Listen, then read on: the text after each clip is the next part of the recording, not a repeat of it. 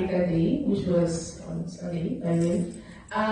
But I actually wanted to mention that African Liberation Day was founded in 1958 by the former president of Ghana, Kwame Nkrumah, who convened the first conference on independent states in Ghana on the 15th of April. And then they declared the term Africa Freedom Day to mark each year the onward progress of the liberation movement and to symbolize the determination of African people to be liberated from the colonial powers. In 1963, the Organization of African Union, which is African Union that we know today, agreed on renaming Africa Freedom Day to African Liberation Day and kept the day 20th of May as the day of yearly celebration. Well, the thing we forgot to mention is that African Union is kind of neo-colonial. So since they had the support of the Brits, the British, they had that entitlement of removing the word liberation and turning it into Africa Day. Organization and unity is the theme. And I'm going to speak to the title of Africa is the Future. If you read Walter Rodney's book, How Europe Underdeveloped Africa, he gives a summary in that book, and he compares Europe to Africa in terms of population.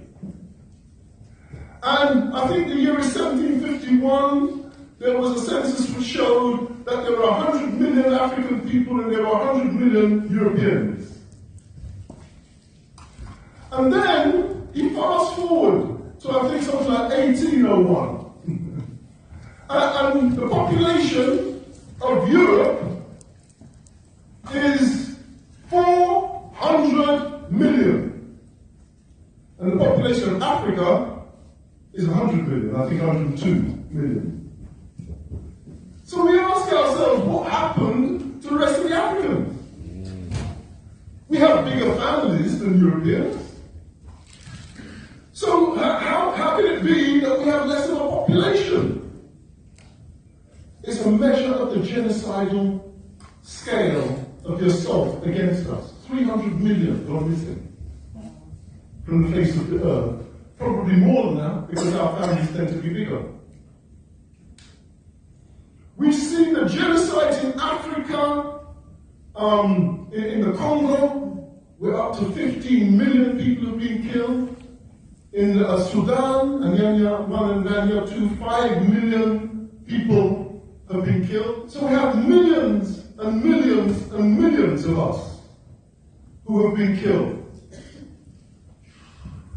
But the sum total of all of this is that as we gather now, there are 1.4 billion African people on the motherland in the African continent. Understand what I just said here? Yes, sir. Yeah? 1.4 billion African people. So you see, they kill us and they kill us and they kill us.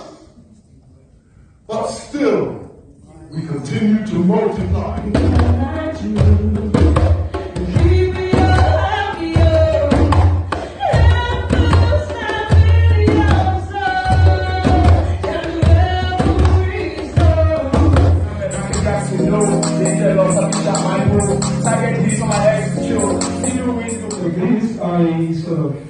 I kept my stance with the Congo, and it was currently going on there. I tried to sort of, this was supposed to be a self-portrait, because this is a self-portrait, because it could be me. I'm going to do two short poems. The first one is in honor of the great Kwame Nkrumah. The revolution can't be brought about by students alone. We're only the spark. So through the integration of students with the masses, we can bring it back. African students have to retain those values and get the knowledge and use that knowledge to elevate the condition of our people, to lead for the liberation of Africa, for the liberation and for the unification of Africa as well. Last thing we're going to say to summarize is to propose a solution to students. The solution to African people is Pan-Africanism. Very simple. Mama, they just told ya. I know you never knew, cause no one ever told ya. To my people in Goma, brutality on the life. We can see all the crimes. You can be rest assured, we not letting go. From Nigeria down to Congo, and the whole of Africa, we are just stealing gold and diamond and lithium. Big motherfucker, yeah. I feel personally, music, and I said to the journalist, I said, yes. So do you think your father was right? Like, music is the weapon of the future.